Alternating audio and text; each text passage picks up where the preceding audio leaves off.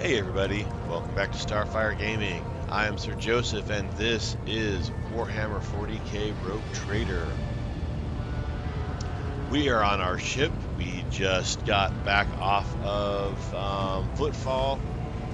Went and talked to Argenta about her past and what she was doing, what her connection to those Chaos cultists were that we ran into on Footfall. I figured here we would go ahead and talk to Argenta again and kind of go through all of her backstory conversation stuff. So if this does not interest you at all, then feel free to not finish watching this one, because that's all this one's going to be, is talking to Argenta, and depending on how quick that goes, maybe a couple other characters. So yeah, that's what we're going to do. So Argenta was back here.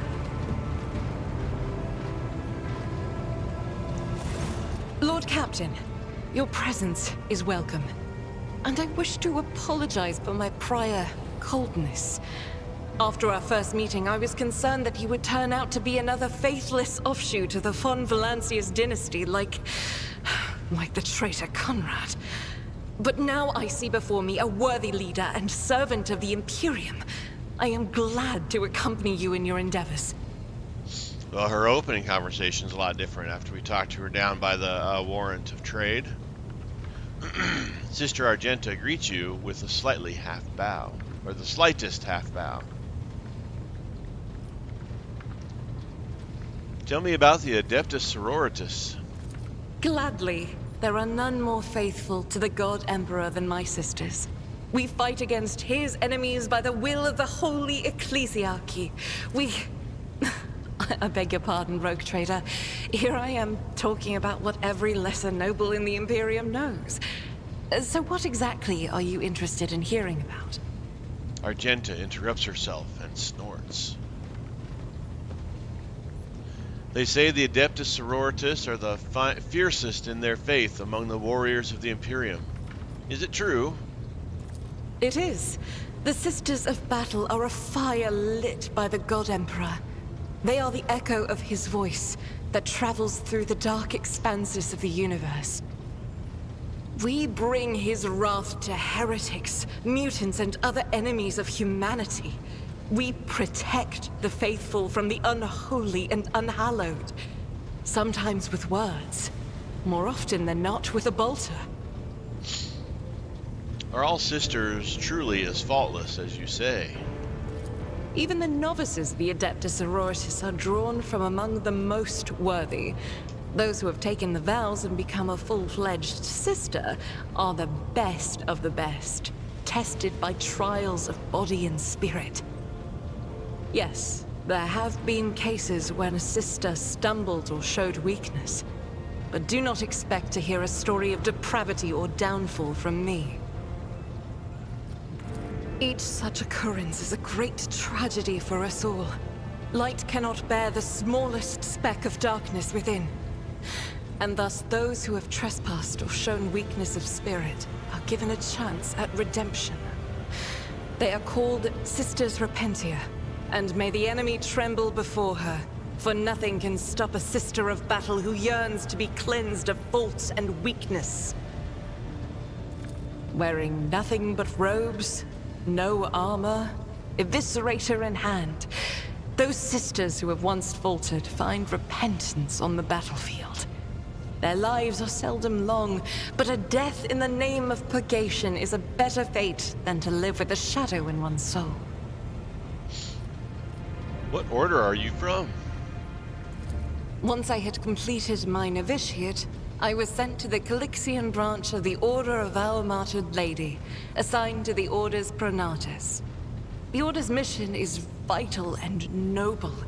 The Sisters Pronatus protect great relics of the Imperium. We guard them, preserve them, escort them when they are brought onto the battlefield or presented for pilgrims to venerate. And we seek out the relics that have been lost. Neither a coven of heretics nor the most wicked death world can deter Sisters Pronatus when their goal is to return a piece of the great legacy of the Imperium into the hands of the faithful. Order Pronatus is not one of the Order's militant, and yet you were a trained fighter. Don't let the name deceive you. The Order's militant trains sisters to march onto the battlefield as an army. That does not make sisters who belong to the non-militant orders timid and helpless. Both the solace-bringing Sisters Hospitaller and the enlightened Sisters Dialogus know how to greet enemies of humanity. Their dialogue with heretics is usually quite short, with the last word being a bolter discharge. And my order has all the more reason to be known for the martial prowess of its sisters. We are the keepers of the Imperium's relics. What would become of our blessed hero's legacy if the Sisters Pronatus could not protect it? After a short pause, Argenta adds with somewhat arrogant haste. Are there other members of the Adeptus Sororitas in the Coronis Expanse? None that I'm aware of, but the Sisterhood's orders are many, and can operate independently of one another, sending their sisters wherever their presence is needed as deemed by the Ecclesiarchy. Perhaps somewhere in the Lord Inquisitor's retinue, may his path be blessed, my sisters perform their duty as we speak. I wish it were so. Even a single evening spent in joint prayer and training would bring me joy. I have no more questions about the Sisterhood. Should any more arise, keeping them to yourself would be imprudent. It is a virtue to take an interest in holiness.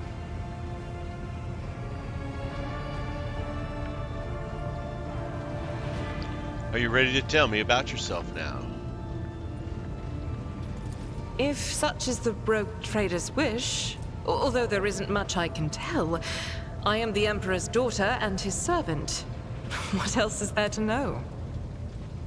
Where do you hail from? Now that I can tell you, I come from everywhere and nowhere. I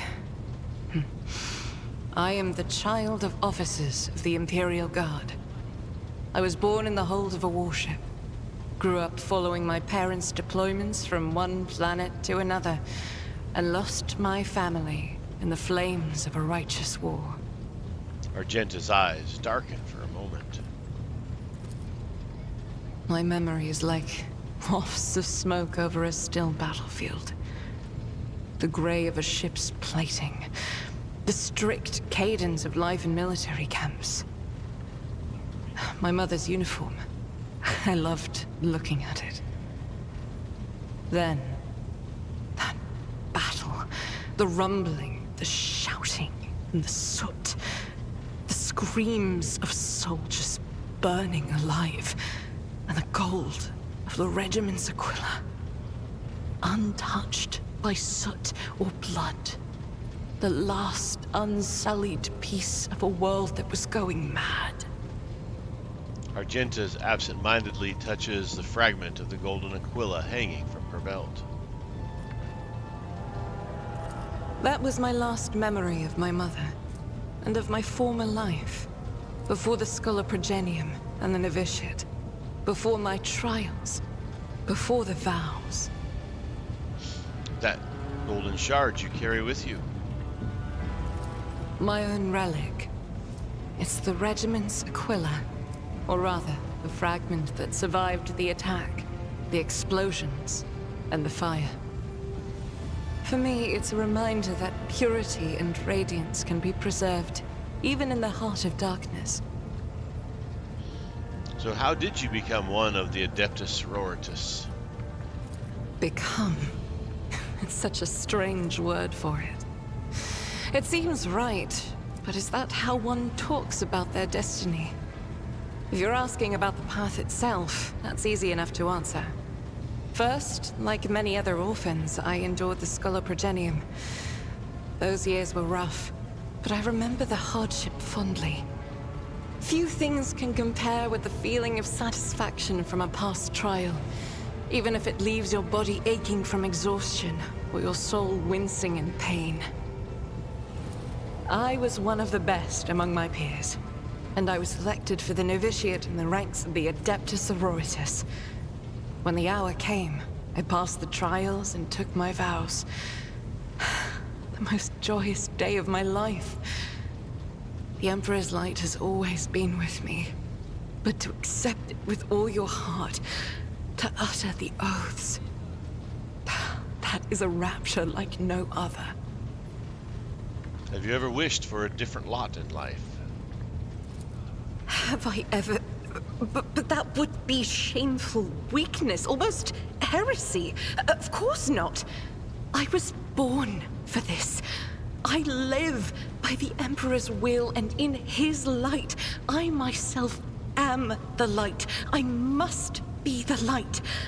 For myself, and for those who ask for my protection.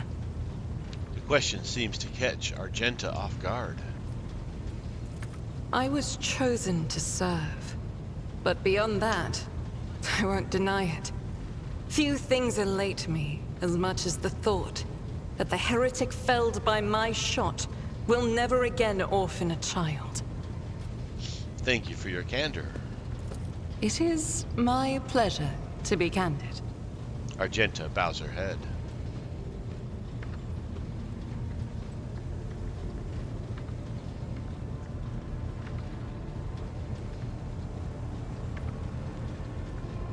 We'll save this one here because this is part of a quest, I'm guessing. So we're gonna thank you for this conversation. Until next time. All right, that one was quick. Let's go find another person.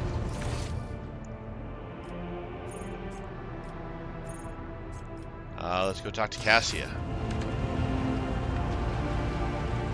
She's over here somewhere. There she is.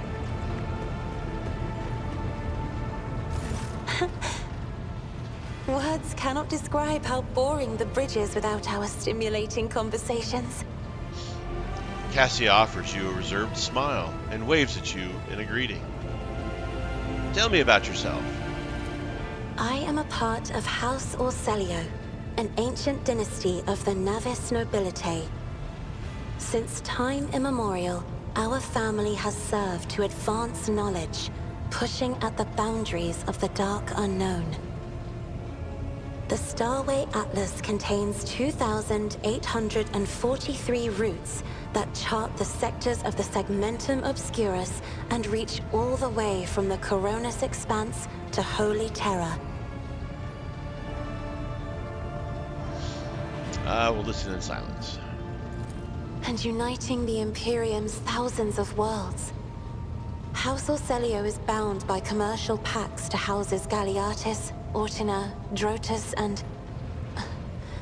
There is a dark blue knot tightening on your neck, Lord Captain. I can see my reply is not satisfying your thirst for knowledge. What is it you desire to hear exactly? Cassia hesitates. Sorry, Cassia, but I would like to know more about you personally, not your family. You wish to know about me? I suppose I can help you with that. What would you like to know? Cassia bows her head slightly. So you've never lived anywhere other than Urac 5? Hardly. According to the chronicles of the house, I was born on one of the Orselio worlds. Oh, what was it? Please forgive me, Lord Captain. My childhood memories are too vague. Sometimes I dream about the colorful birds that built their nests in the garden, or the servants dressed in purple livery, or the blue fog that rolled over the lowlands behind the palace. But everything is covered in a rosy haze. Perhaps it is my imagination, not my memory, that is painting these pictures. Cassia absently-mindedly rubs her temple. Tell me about your life on the station. My stay on the station was wholly dedicated to preparing me for my future duty. Astromancy, astrography, numerology, the histories of my house and the Imperium, as well as other disciplines. For many years, dozens of instructors tirelessly prepared me for my destiny. And once a year, Great Regent Alronto would come to the station. He would entrust his beautiful vessel to my command, so that I could master the practical aspects of our art as well. Did you have friends? Someone you could turn to for a simple conversation? Not a distraction of yet another lecture? Or not a discussion of yet another lecture? The Regent gave me a bird from a sunlit planet once. I tried to befriend it and make it sing, but for some reason, it refused and died soon after. The instructors were too respectful of my duty to my house to waste precious time on idle chatter. Aside from them, there were only servants on the station.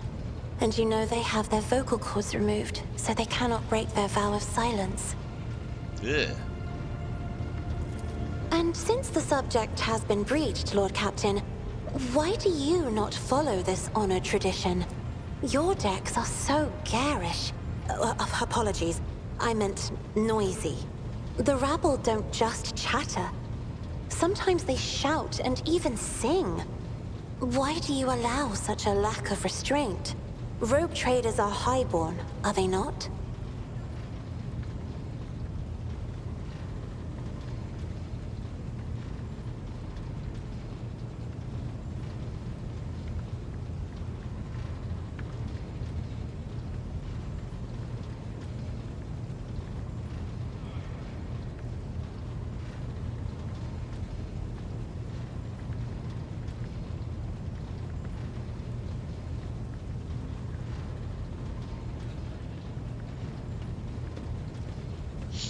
You may find it difficult to believe, but the practice of depraving servants of their voice is not particularly widespread outside of House Orsilio.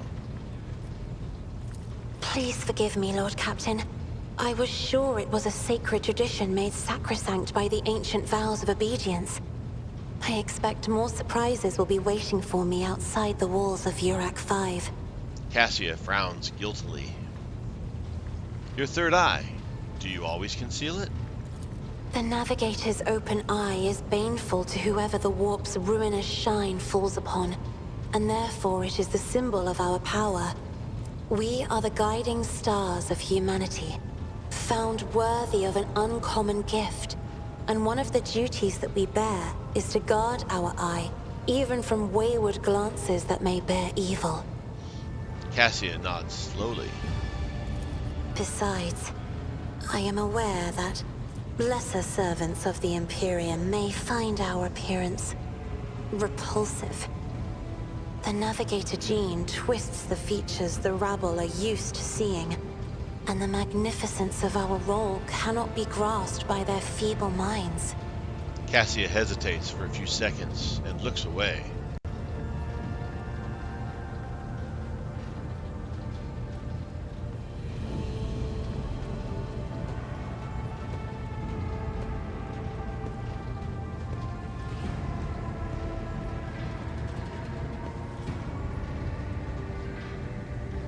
You do not look repulsive, Cassia. Perhaps my appearance does not terrify you right now, but this will not always be so. The Navigator gene is unstable. My body is going to change over time. And only the God Emperor knows exactly how. In genuine terror, Cassia presses fingers to her lips, as if belatedly trying to stop the words from tumbling out.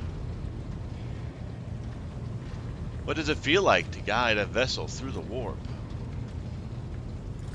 It may be difficult to describe. You see, every navigator perceives the warp differently. My mentor, Great Regent Alronto, always described his travels through the Immaterium as a journey through a vast wood with countless paths. And I, assisting him in the first voyages, futilely tried to follow his example. But the wood would not reveal itself to me. But everything changed when I found my own key to this mystery. You see, I've always brightened up my rare moments of leisure time by painting. You may recall there was a workshop in my chambers.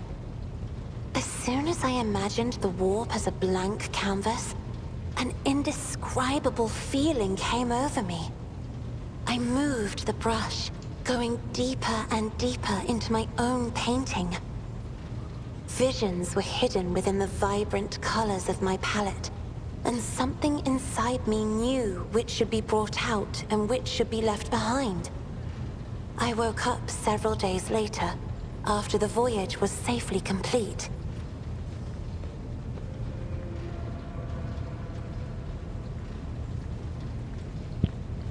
I noticed that your love of painting is reflected in your speech as well. You associate so many images with hues and colors. The Emperor graced me with a gift. I can see inner life in addition to the mundane. You cannot know that a fruit has rotten from the inside until a blade slices it in two. I can see the rot from far away. It roils like swamp mud, oozing through the bright peel. Anger and boredom, sadness and joy. Everything that people shut away inside themselves is revealed to me like colors on the canvas of my world. Why don't we talk about something else? You will hear no objection from me, Lord Captain. Tell me about House Orcelio. As the only voice of our family on this vessel, it is an honor. As long as your questions are courteous, I will answer every one of them.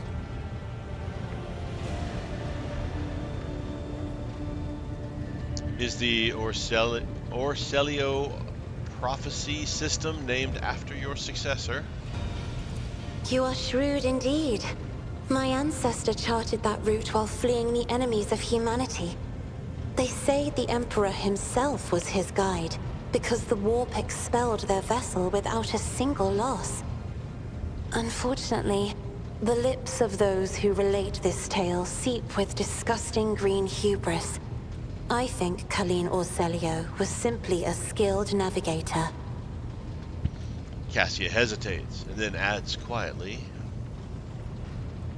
I take it House Orcelio has a rich history? Oh, yes. The navigators of the house came to the Coronis Expanse fairly recently, a mere 208 years ago. Before that, our ancestors expanded the borders of humankind's dominion for the glory of the Emperor, blazing trails to different corners of the galaxy. Who rules the house? Just as a rogue trader stands at the head of a protectorate, a Novator heads a navigator house. It is the Novator who decides where to look for alliances and which path their bloodline is destined to tread. As for our house, the transfer of power to a successor is currently underway. In the meantime, Great Regent Argenta Orcelio is ensuring the stability of the house. Young woman purses her lips slightly.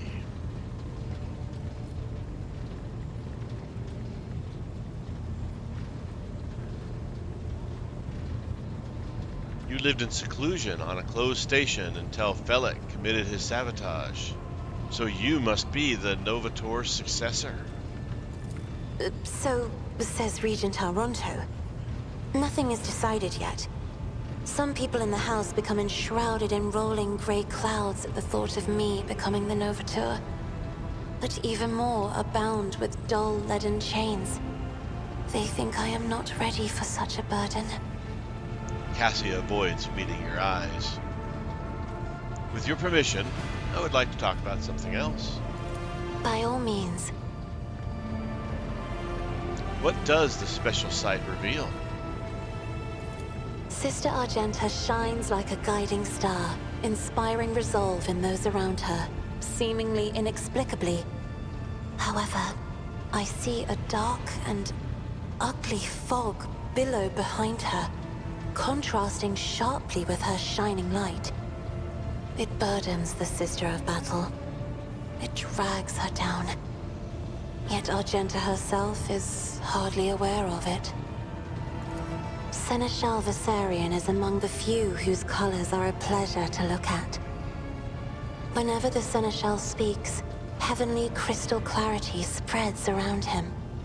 And whenever he is angered, dark blue clouds condense over him. And in his rare moments of joy, a pure gleam of sunset pink caresses the souls of those near him. Out of your entire retinue, Lord Captain, he is the only one I would trust with my life. Cassia's stern gaze grows a little warmer. Jai is like a gem. The brighter people shine around her, the clearer her faces reflect a myriad of colorful gleams. They are all parts of Jai, but no single one of them is her. I cannot discern her true colors through the veil of her motley shawls. I peel off hue after hue, only to find a different color underneath every time.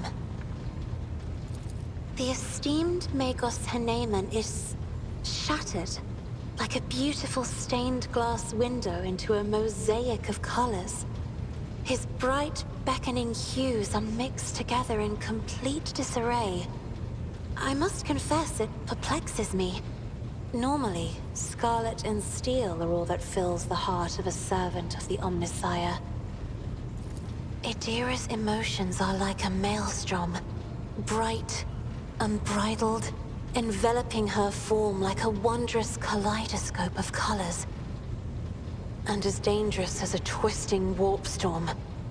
The riot of colors hides the truth from my eyes. What exactly is driving this woman? Is it her own will, or is it the Immaterium, Lord Captain? Cassia hesitates.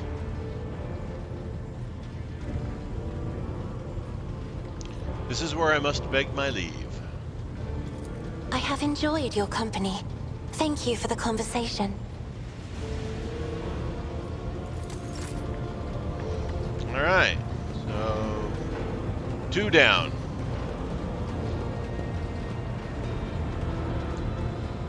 And with that, let's go ahead and call this one short. Like again, well, I'll do another one of these or so later, just to kind of get through the backgrounds of some of these characters for those of you that are interested. Anyways, thank you so much for watching. I truly appreciate it. As always, like, subscribe, and comment. I have been Sir Joseph. You guys are amazing. Until next time, I'll talk to you later.